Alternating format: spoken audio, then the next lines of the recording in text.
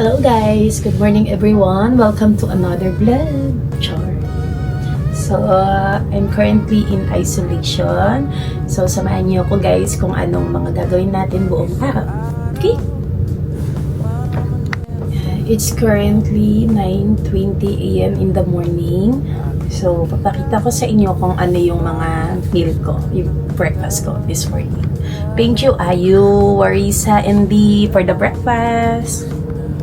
Ito. Paano ba to? May congee ako. At meron akong toast. Some water and apple juice. Kaya guys, kain tayo. So, this contract, first time ko ma-isolate. Kasi sobrang sama talaga ng pakiramdam ko kahapon. Kaya nag-decide ako na tumawag na sa medical. Nagdala ko na some seasoning. Pag naka-isolate, hindi kami pwedeng lumabas basta-basta. So, kailangan na lang namin tumawag sa room service.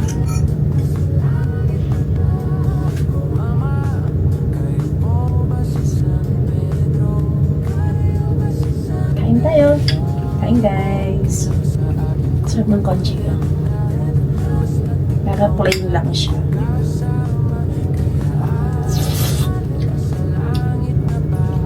So, after ko kumain, mag-take ako ng medicine.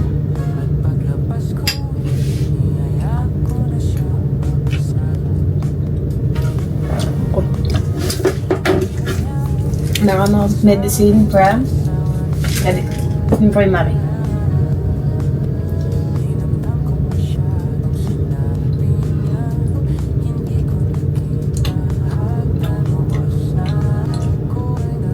Ganito pala feeling ma-isolate.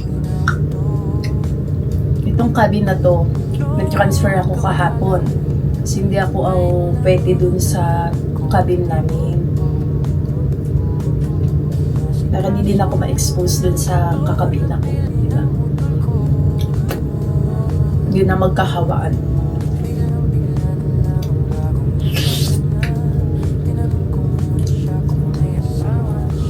Sabar ko, pag may sakit ka, kung mag-aalaga ng sarili mo. Thankful and grateful na lang ako kasi may mga nurses na tutulungan ka nila maka-recover.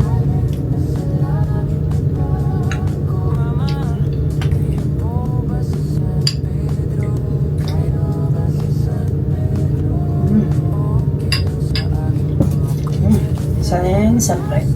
Thank you, Lee! Get Wilson, Ate Orly from Lee. Thank you, Lee. Love you, Lee. Ito, may chocolate ka kasi. May bonus.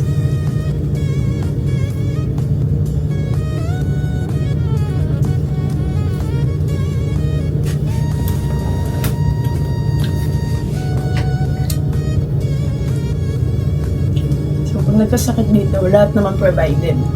Food, yung isolation room, ipaprovide nila lahat. So, wala ka na iintindihin. All you need to do, magpagaling na lang. Palakas.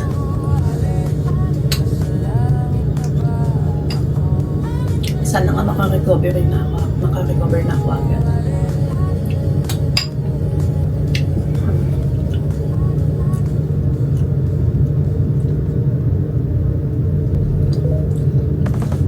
Apple juice.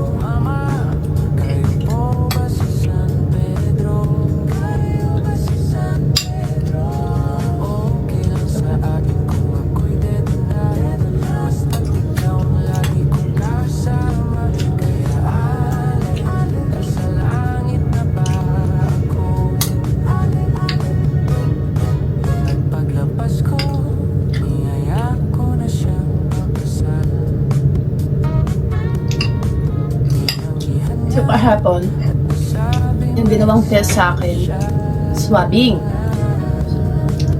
Yun na lang, negative ako. Pero yung food poison, yun na lang yung ginagamot. Yun yung ginagamot sa akin. Hindi pala biro, no? Hirap. Basta siya.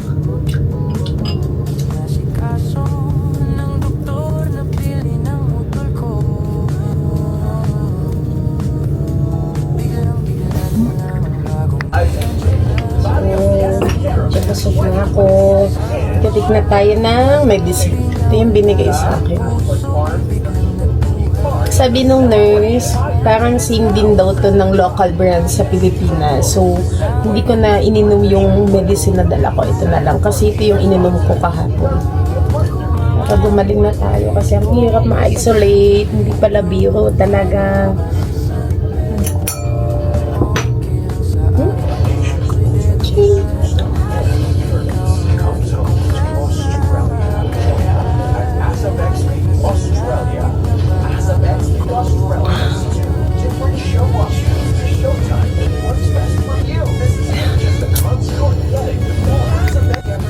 So ngayon, ang ginagawa ko, nag-notes ako nung time ng breakfast ko, kung anong oras ako uminom ng gamot kasi tatanungin ko ng nurse. So para alam natin yung isasagot natin. Kasi makakalimutin ako. So kailangan ko mag-notes talaga. So nag-breakfast ako ng around 9:25 na 9:30. Then nag-take ako ng medicine ng 9:32 a.m. So, lalagay ko na lang 9:35. Something like that. So, liligpitan natin itong mga gamit ko. So, gamit yung liligpitan tayo ng kasi yung water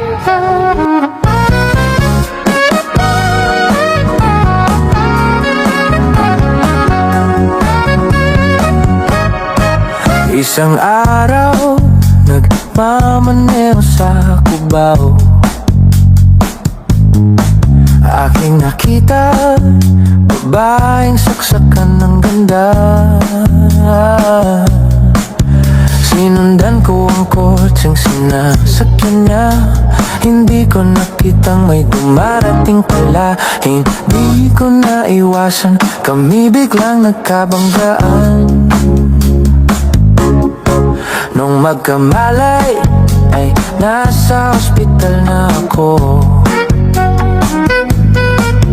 Inasikaso ng doktor na pili ng nanay ko.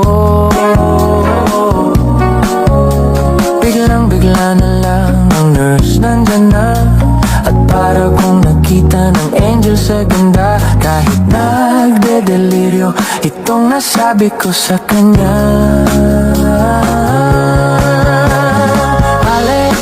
Nasa langit na ba ako? Nasa langit na ba ako? Mama, kayo po ba si San Pedro? Kayo ba si San Pedro? Okay lang sa akin kung ako'y dedo na. Basta't ikaw ang lagi kong kasama. Kaya nasa langit na ba ako? At paglabas ko, niyaya ko na siyang pagkasal. Tinanggihan niya at nasabi may asawa na siya. Dinamdam kong masyadong sinabi niya. Hindi ko nakita, hagdan ubos na. Ako ay nahulog sa semento, ulo ko'y nauntog.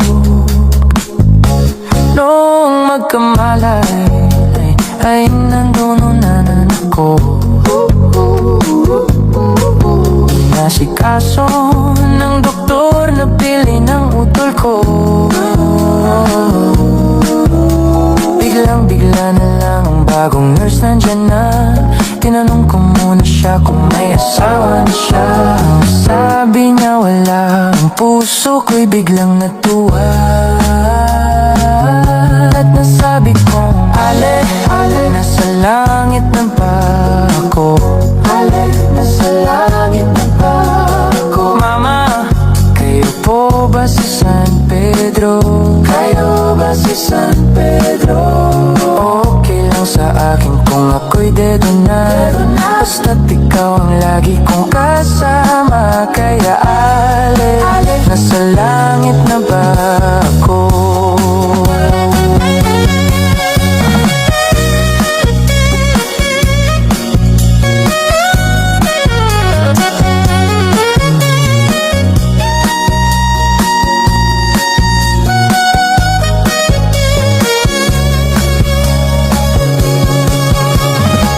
Ale, nasa langit na ba ako? Ale, nasa langit na ba ako? Ale, ale, nasa langit na ba ako?